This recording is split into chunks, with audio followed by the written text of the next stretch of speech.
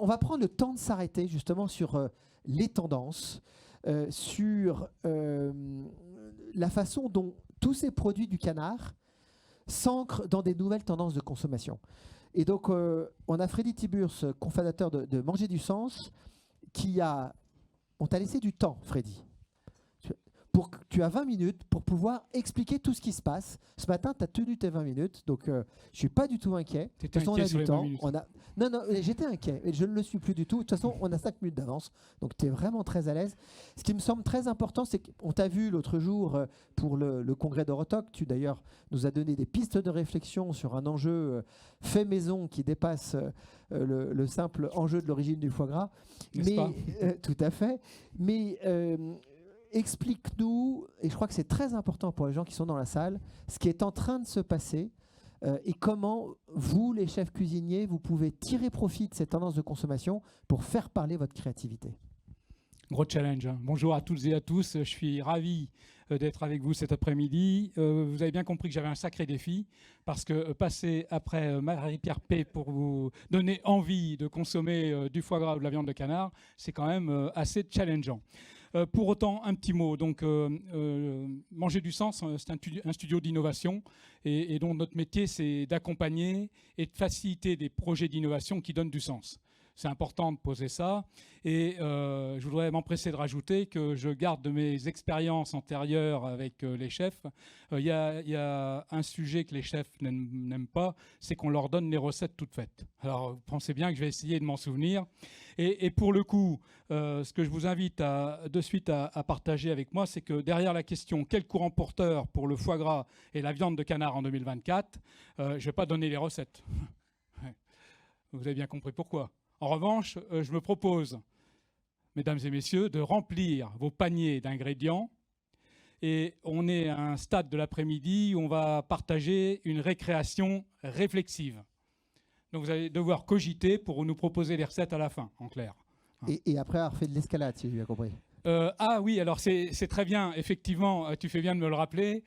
Juste, faut que je vous donne le mode d'emploi pour que vous puissiez à peu près suivre tout ce qui va vous être partagé. Vous voyez comment c'est fait un mur d'escalade ?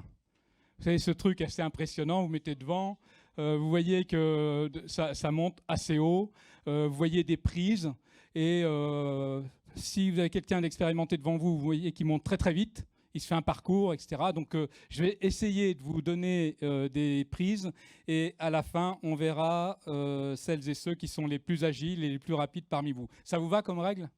J'y vais parce qu'on n'a que 20 minutes, hein, vous avez bien entendu. Mais enfin, voilà le défi quand même.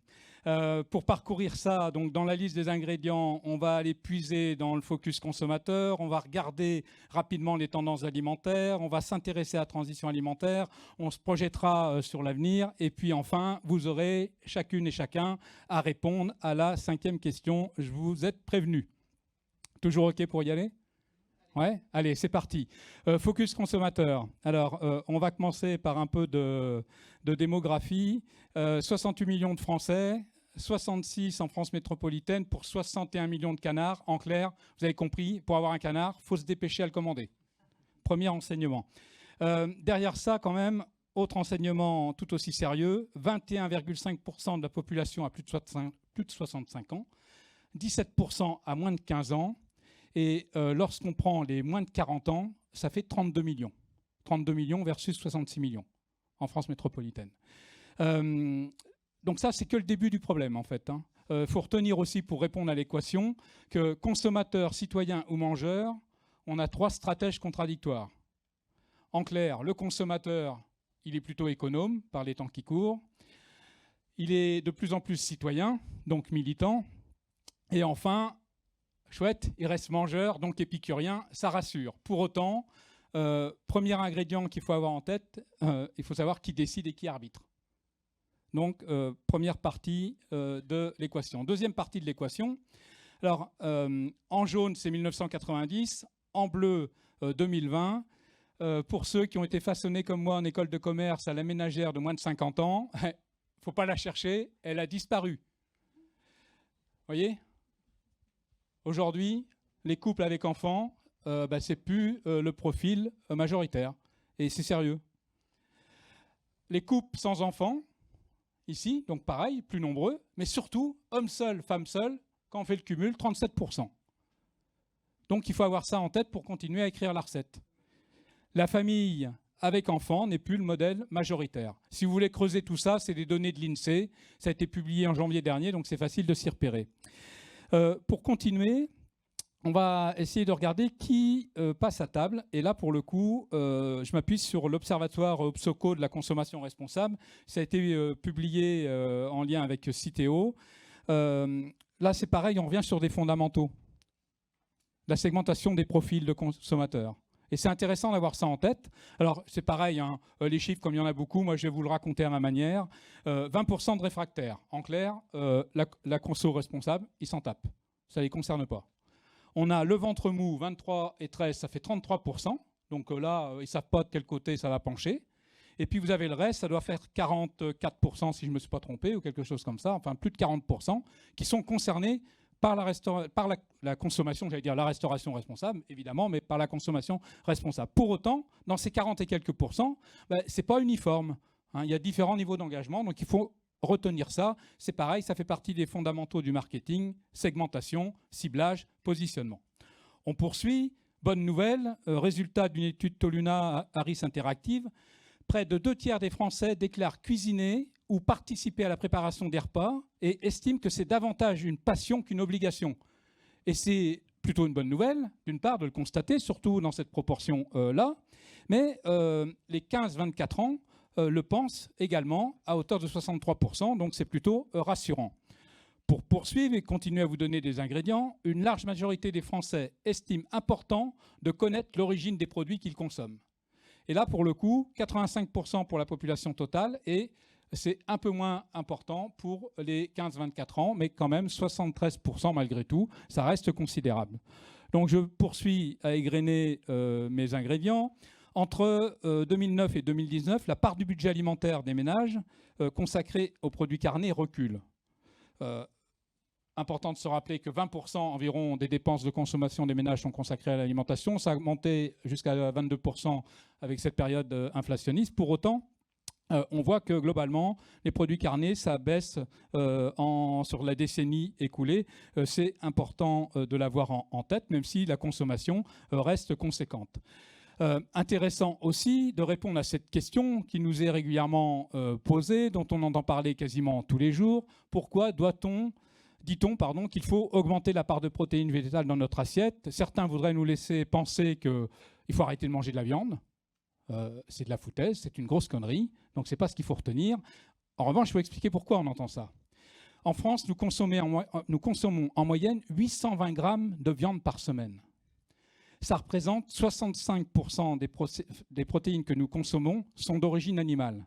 En clair, aujourd'hui, il y a un sacré déséquilibre. 65% de protéines animales versus 35% de protéines végétales. Qu'est-ce qui est tendu? Et l'ANSES le revendique comme cela, c'est un meilleur équilibre entre les protéines animales et les protéines végétales. C'est ça l'enjeu. Et il y a un enjeu sur ce sujet-là. On poursuit. On a questionné, dans le cadre de Manger du Sens, pour le compte du CIFOG, les consommateurs en 2022. Quelles sont les raisons pour lesquelles vous consommez du foie gras? En dehors du fait que Marie-Pierre P. adore le magret, nous avons constaté, mesdames, messieurs, que 96% des consommateurs que nous avons interrogés nous ont répondu parce que ça représente un attrait, un atout touristique pour plusieurs régions. Donc, l'ancrage territorial, l'attractivité territoriale comme un élément majeur. Deuxième élément constaté, 94% parce que c'est convivial. Et enfin, à 80% que j'apprécie ou dont j'aime le goût. Donc là, il n'y a pas de débat possible. En revanche, il y a des priorités qui sont sous-jacentes et elles sont très bien ressorties de notre étude à l'époque. 4 priorités: bien-être animal, qualité du produit, environnement, filière.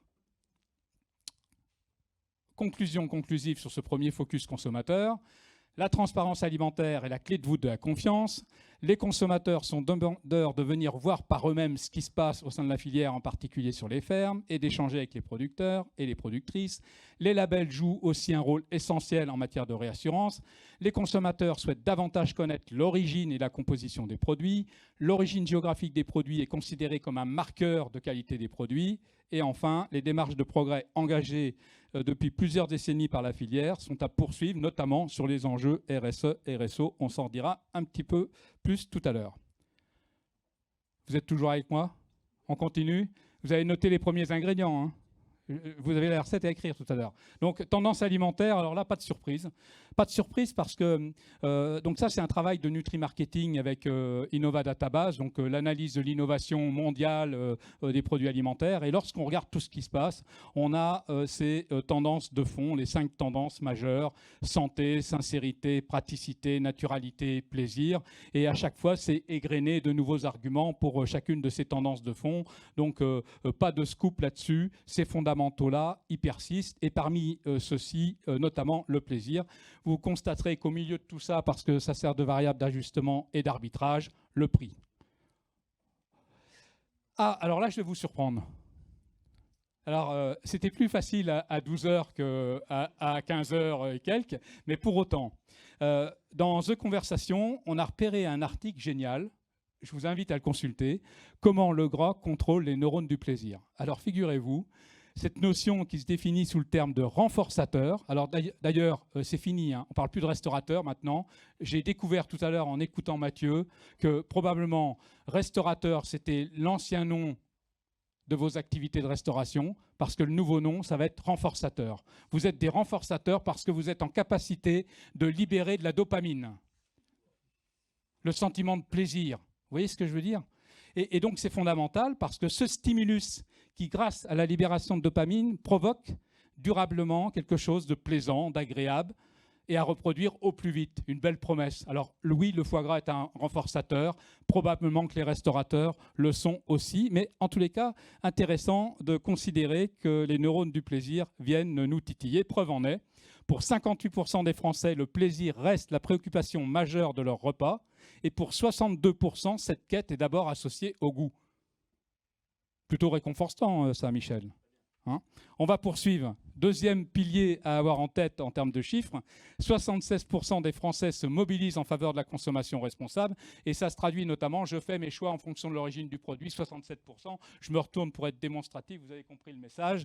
On va regagner du temps et on va passer au troisième pilier de la liste d'ingrédients à retenir pour bien écrire la recette, la transition alimentaire. Alors, je vais gagner un peu de temps. Je vais vous partager 8 déterminants de la transition alimentaire, mais je vais aller tout de suite ici. Je me dois quelques explications pour vous dire comment on a obtenu ça. Manger du Sens organise les lauriers de la transition alimentaire. On a eu, la dernière édition, 204 initiatives, principalement de start-up ou de filières émergentes. On a analysé tout ça sérieusement, on a décrypté, on a essayé de comprendre les signaux faibles sous-jacents, etc. Et on a posé 8 déterminants qui, selon nous, caractérisent les dynamiques de transition agricole et alimentaire. Quels sont-ils ? Premier élément, tout commence à la ferme. Alors quand je le dis comme ça, vous allez dire, bah oui, c'est évident, tout commence à la ferme. Mais là, par exemple, qu'est-ce que je peux vous donner comme exemple ? Qu'est-ce qui me vient ? La Tofuterie en Ile-de-France. La Tofuterie, donc une famille d'agriculteurs, ils produisent du soja, ils transforment le soja sur l'exploitation en crème végétale et c'est distribué en restauration collective. Exemple. Dans la boucle de l'économie circulaire, je ne sais pas, Ramen Tedresh. Ramen Tedresh, qui connaît ? Ah, intéressant.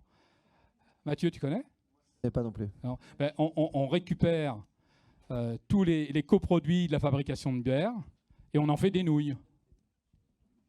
D'accord ? Et il y a de plus en plus d'offres comme ça. Il faut goûter, c'est pas mal.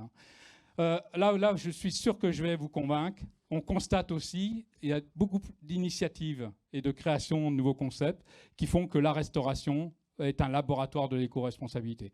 Quand j'étais plus jeune, on disait la restauration, c'est un laboratoire d'idées qui inspire tout le monde. Eh bien, aujourd'hui, la restauration, c'est un laboratoire de l'éco-responsabilité qui est tout aussi inspirant. Quatrième levier, plus social et solidaire, l'alimentation s'humanise. Donc là, c'est tous les sujets liés à la cohésion sociale. Santé, naturalité restent des piliers et il y a plein d'offres sur ces sujets-là. L'indispensable filon des apprentissages, c'est toutes les dynamiques d'éducation et on en parlera avec Eurotalk Jeunes probablement. Les cours s'emballent moins et se livrent plus, donc plus de vrac, plus de réemploi, etc. Et le local à l'étal et un commerce de plus en plus vertueux, c'est globalement ces axes-là qu'il faut retenir en compte. On les résume de la manière suivante chez Manger du Sens, comme 4 piliers pour accompagner les transitions. 1. Donner du sens. 2. Territorialiser et diversifier. 3. Décarboner, verdir. 4. Digitaliser et robotiser. Vous avez à peu près là les ingrédients de la recette des transitions. Alors on arrive à « et demain ». Vous me suivez toujours ? Vous avez toujours la liste des ingrédients parce que la recette elle va être facile à créer. Hein. C'est moi qui vous le dis. Hein.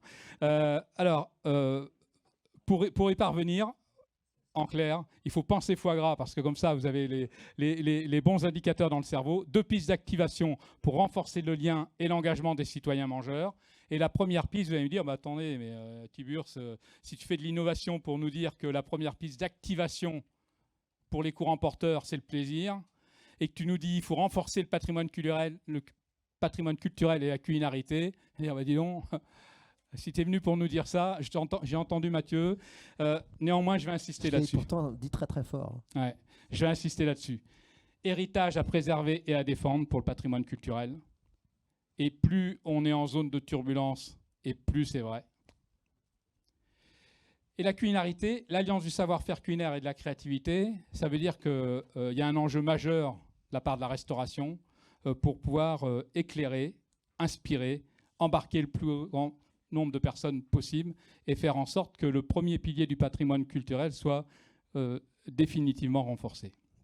Alors pour ce faire, première planche que je vous partage, 4500 ans d'histoire gourmande autour du foie gras, un produit du terroir, une tradition, depuis 2006, produit du patrimoine culturel gastronomique français, un produit avec un élevage vertueux qui mérite d'être défendu encore et toujours, tout particulièrement dans le contexte que vous nous avez décrit depuis tout à l'heure. Alors là, on a 3 axes d'inspiration en termes de culinarité. Et ce n'est pas que la créativité des chefs. Cette piste-là, en particulier, c'est vraiment ce qu'on trouve sur les réseaux sociaux. Lorsqu'on décrypte, et je vous invite à le faire, hein, si vous regardez, vous mettez réseau social ou social media et authenticité, vous allez voir tout ce qui ressort sur le sujet. C'est une vraie tendance majeure. Authenticité, ça s'appuie sur le plaisir, la tradition, le partage. Et il y a un retour en force du restaurant à l'ancienne, le restaurant qui rassure. Deuxième axe de culinarité. Alors, vous allez me dire, créativité, c'est pareil, c'est pas foulé, le père Tiburce. Néanmoins, comme je suis allé au congrès Eurotalk le 8 avril dernier, j'ai posé la question autour de moi, et là, c'est sérieux, hein, alors qu'avant, j'ai raconté que des bêtises.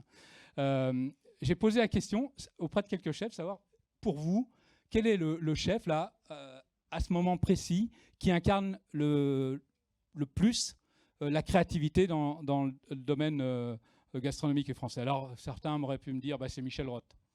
Bon. Mais je me suis dit, si je dis que c'est Michel Roth, ça ne va pas être très objectif, quoi. Vous voyez ? Bon, blague à part, j'ai vraiment posé la question lors du déjeuner du lundi midi et on m'a répondu Adrien Cachot. Donc, on a retenu Adrien Cachot. C'est forcément subjectif, c'est loin d'être le seul, mais néanmoins, il incarne une forme de créativité. En tous les cas, ce qu'il faut retenir de ça, c'est que derrière la créativité, ce qu'on attend d'une expérience au restaurant, c'est qu'elle soit spectaculaire, qu'elle soit mémorable et qu'elle soit expérientielle.